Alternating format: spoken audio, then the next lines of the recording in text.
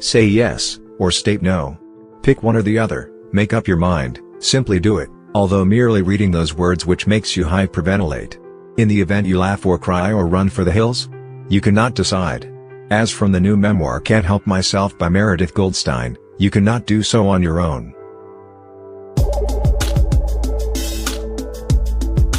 You do not know what to do next.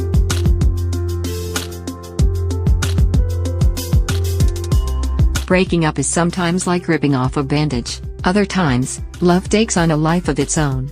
Boston Globe columnist Meredith Goldstein had first-hand knowledge of this, and so, following an emotionally messy split with a newspaper editor, she approached her bosses with an idea: how about an online column of advice for the lovelorn? Looking for something different for their website, they gave her their blessing and the column became a runaway hit. That was a surprise for Goldstein, though she'd sort of been an advice columnist for decades, at least to family and friends. Much of her advice learning came from her divorced mother, a Juilliard-trained classical pianist who'd had to give piano lessons to make ends, almost, meet while her daughters were growing up.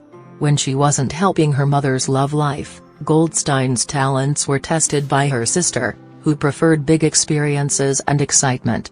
There were friends who needed help, younger colleagues benefiting from Goldstein's words and, of course, readers, and so, every day, Goldstein opened her email, read the day's letters, picked a few, and dispensed advice in a format that allowed readers to weigh in with their thoughts and experiences. She advised shy guys who'd fallen in love from afar, and lovers who couldn't commit. She denied a letter writer a snooping pass and told another to consider his amour's age. She counseled work wives while gaining a work husband of her own. Goldstein's columns took on romance and how to find it. She dealt with jealousy, immaturity, May to December romances, responsibility, parenting, and illness. And when a crisis hit her own doorstep, the love advice columnists got a little love from her readers, too.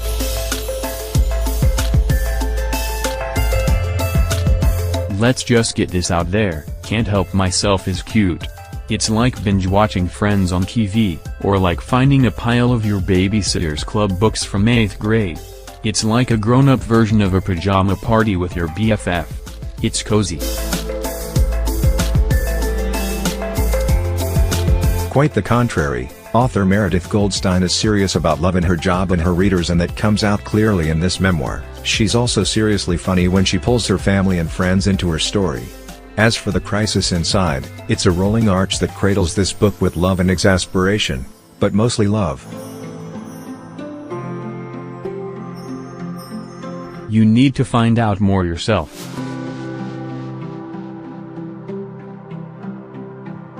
This is a perfect book for anyone who's ever not known what to do next. It's great for mothers, daughters, sisters, and for those who've lost love and found it again. If that's you, then reading Can't Help Myself is the best advice. Terry Schleikenmayer is the reviewer behind The Bookworm Says, a self-syndicated book review column published in more than 260 newspapers and magazines in the US, Canada and the Caribbean. She can be reached for feedback at